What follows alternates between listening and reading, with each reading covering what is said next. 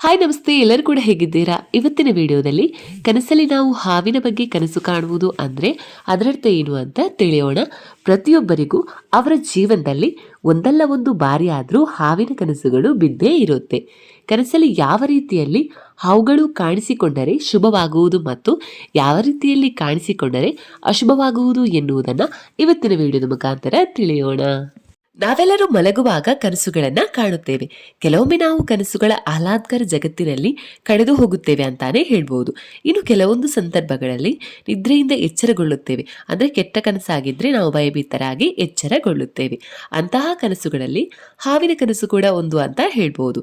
ಸಾಕಷ್ಟು ಬಾರಿ ಕನಸಲ್ಲಿ ನಾವು ಹಾವುಗಳನ್ನ ಕಂಡಾಗ ಭಯಪಡ್ತೇವೆ.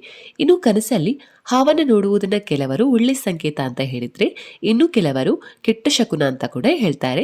ಹಾಗಾದ್ರೆ ಬನ್ನಿ, ಯಾವ ಸಂದರ್ಭಗಳಲ್ಲಿ ನಾವು ಹಾವುಗಳ ಬಗ್ಗೆ ಕನಸು ಕಾಣುವುದು ಅಂದ್ರೆ ಅದರರ್ಥ ಏನು ಅಂತ ತಿಳಿಯೋಣ. ಮೊದಲನೇದಾಗಿ ಹಾವಿನ ಕನಸು ಮತ್ತು ಅವುಗಳ ಅರ್ಥ. ಕನಸಲ್ಲಿ ಹಾವು ನಿಮ್ಮನ್ನ ಬೆನ್ನಟ್ಟುತ್ತಿದ್ದಂತೆ ಕನಸು ಬಿದ್ದರೆ ಇದರರ್ಥ ನೀವು ಯಾವುದೋ ಭಯದಲ್ಲಿ ಇದ್ದೀರಾ ಅಂತ ಅರ್ಥ. ಈ ಕನಸನ್ನ ಅಶುಭ ಸಂಕೇತ ಅಂತ ಪರಿಗಣಿಸಲಾಗುತ್ತೆ. ಇನ್ನು ಎರಡನೆಯದಾಗಿ ಹಾವು ನಿಮ್ಮನ್ನ ಕಚ್ಚಿದಂತೆ ಕನಸನ್ನ ನೋಡಿದ್ರು ಕೂಡ ಅದು ಗಂಭೀರ ರೋಗವನ್ನ ಸೂಚಿಸುತ್ತೆ. ಈ ಕನಸನ್ನು ನೋಡಿದ ನಂತರ ನೀವು ಸ್ವಲ್ಪ ಜಾಗರೂಕತೆಯಿಂದ ಇರಬೇಕು. ಇನ್ನು ಮೂರನೆಯದಾಗಿ ಕನಸಲ್ಲಿ ಹಾವಿನ ಹಲ್ಲುಗಳನ್ನು ನೋಡುವುದು ಸಹ ಅಶುಭ ಅಂತ ಪರಿಗಣಿಸಲಾಗುತ್ತೆ. ಈ ಕನಸು ಕಂಡ್ರೆ ನೀವು ಯಾರಿಂದಾದ್ರೂ ಮೋಸ ಹೋಗ್ಬೋದು ಅಂತ ಹೇಳ್ಬೋದು. ಈ ಕನಸು ನಷ್ಟವನ್ನ ಕೂಡ ಸೂಚಿಸುತ್ತೆ. ಇನ್ನು ನಾಲ್ಕನೆಯದಾಗಿ ಕನಸಲ್ಲಿ ಹಾವು ಮತ್ತು ಮುಂಗುಸಿಯ ನಡುವೆ ಜಗಳವನ್ನು ನೀವು ನೋಡಿದ್ರೆ ಕೆಲವು ಕಾನೂನು ತೊಂದರೆಗಳಿಗೆ ನೀವು ಸಿಲುಕಿಕೊಳ್ಬಹುದು ಅಂತ ಹೇಳ್ಬೋದು.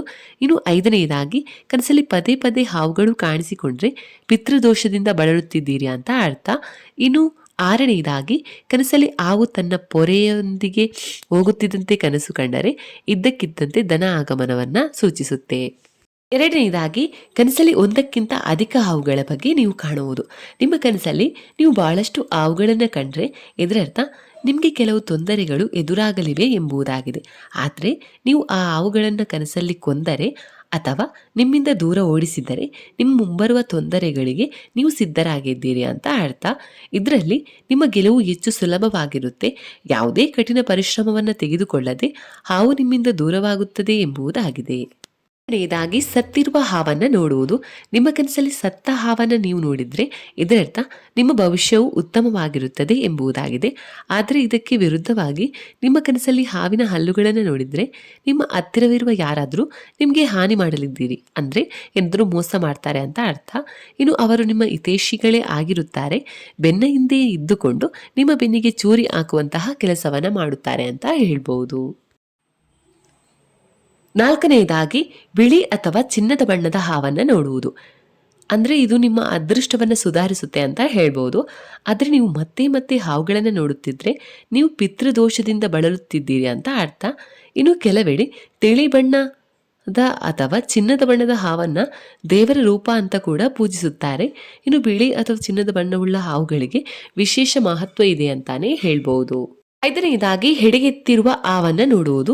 ಇನ್ನು ಕನಸಲ್ಲಿ ಎಡೆಗೆತ್ತಿ ನಿಂತಿರುವ ಹಾವನ್ನು ನೀವು ನೋಡಿದ್ರೆ ಯಾವುದೋ ಒಂದು ಆಸ್ತಿ ನಿಮ್ಮ ಸ್ವಾಧೀನಕ್ಕೆ ಬರಲಿದೆ ಎಂಬುದಾಗಿದೆ.